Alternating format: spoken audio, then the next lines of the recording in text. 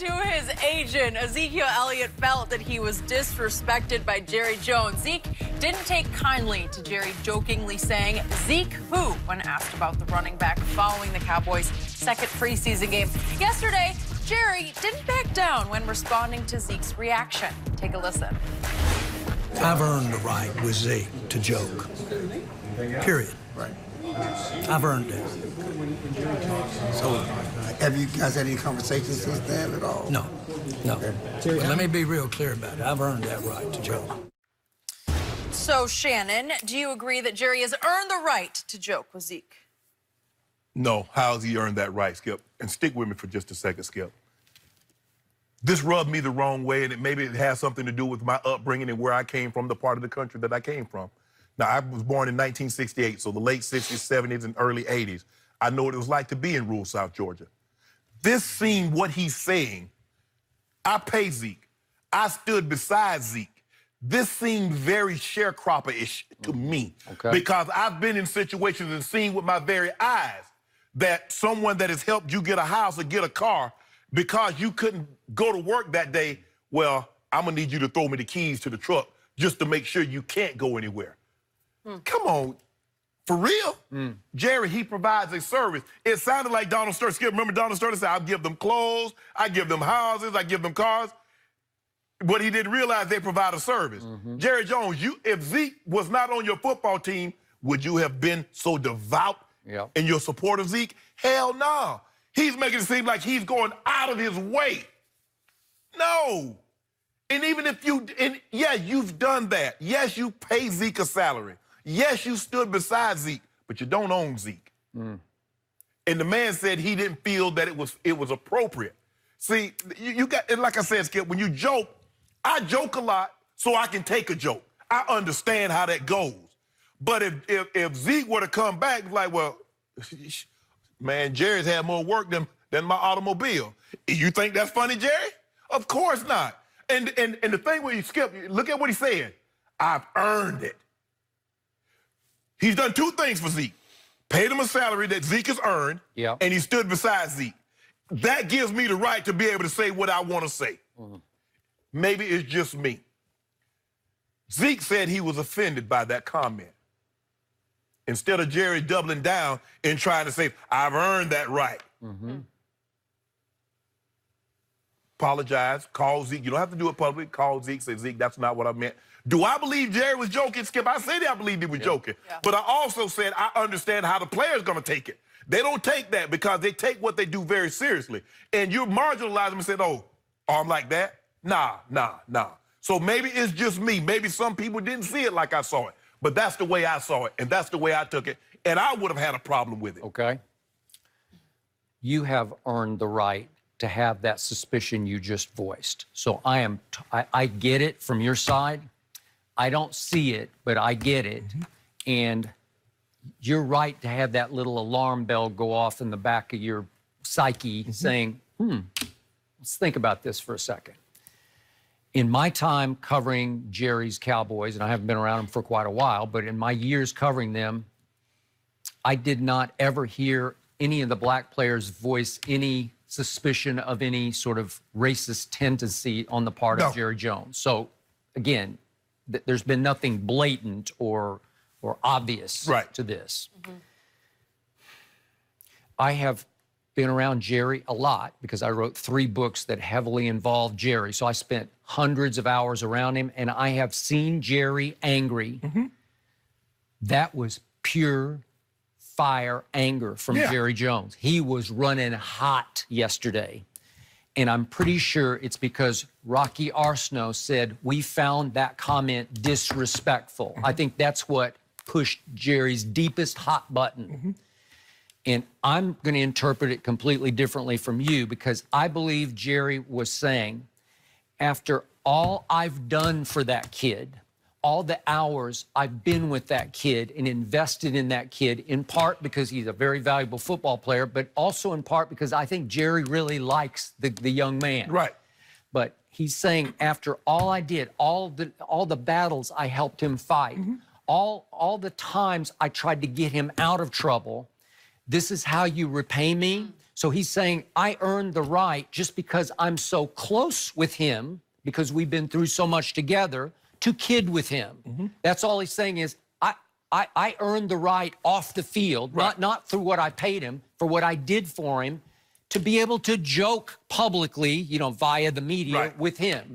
Now, I thought it was half joking because I think he was swept up in what he'd just seen from Tony Pollard.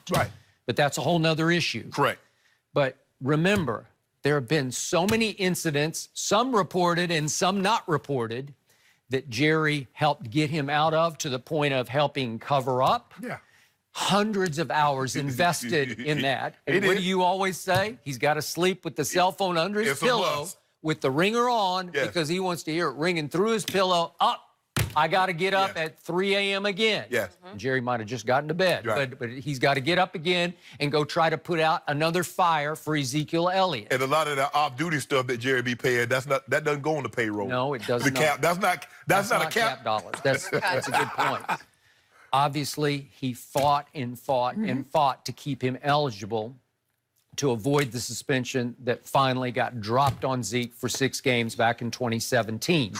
And you remember what was reported, that at the end of a league meeting, that Jerry went up to Lisa Friel, who's the director of investigations, remember, longtime DA in Manhattan handling the sex crimes unit. So she was a very powerful figure. And remember, Jerry went up and got into a reported screaming match with her over Zeke, saying, there's nothing there, there's nothing there.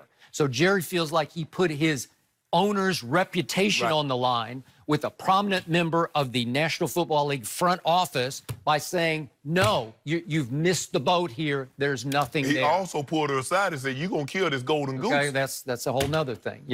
Okay, and again, this is the golden goose for everybody, right?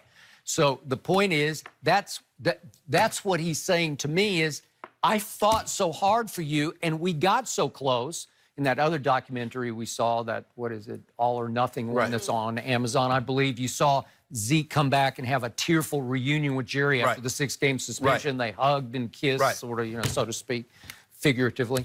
And so he feels like they have a closeness that means, like you said, you kid with people you're close to, and they can kid back. You let me kid back with you, and it's just the way it is. So he took it personally, that they took it personally, right? Okay, so now I'm back to my biggest takeaway from this. I still believe that Jerry is at his negotiating weakest if you play buddy with him. Don't challenge him. Don't let him get his backbone up. That Zeke's strategy was completely upside down. Rocky Arsenal, wrong game plan. Zeke should have been in camp day one and buddied up to Jerry, and I believe he would have gotten his money and gotten more money sooner than later playing that way. Jerry, if you go to play to Jerry's good cop side, it will happen faster. If you want to play hardball, he will play hardball back, and that's what's going on here. He's just he's saying, if you want to make it hard, let's just make it hard then. And he's got a temper to a fault. And it's not a pretty sight, but I have seen it in action. And I think he was not really thinking all that rationally when he made that comment, because it was spoken out of pure anger. And I think the thing is, Skip, when you do something for someone, you don't do it with this, like, okay, now he's indebted to me, he owes me. I thought you did it out of the kindness of your heart. Now, if you come back and say that you know, because like I said, he's earned the right, it seems to, but that's just because, Skip, like you said, you heard the way he said, I've earned it. And he was pointed, and then he repeated it. And just in case someone didn't hear it, he looked, turned to his left, turned to his right. I have earned the right. So it just comes off, like I said, it's 2019 now, and Zeke probably didn't, Zeke just took it as you being very dismissive after all that I've done. And I'm not going to let you just try and pit me against Tony Pollard. Look, I understand we're going to be teammates. And actually, he can help my career because he can take some of the cares away, and I can maybe get an extra year. But, Skip, this here, man, this, like I said, it just rubbed me the wrong way because I didn't feel Jerry. You know what? You could be right about that. That could be coming from that mindset. I defer to you on that. I just wish Jerry would just, sometimes, Skip, instead of doubling down, Skip, we know, Jerry, when you were $7 billion. We know who you are. We know what you represent. You don't have to double down. no one's going to think any less of you if you said, I'm sorry that Zeke took it that way. That's not what I meant by, I was just joking, guys. You know I am. I'm joking. But he...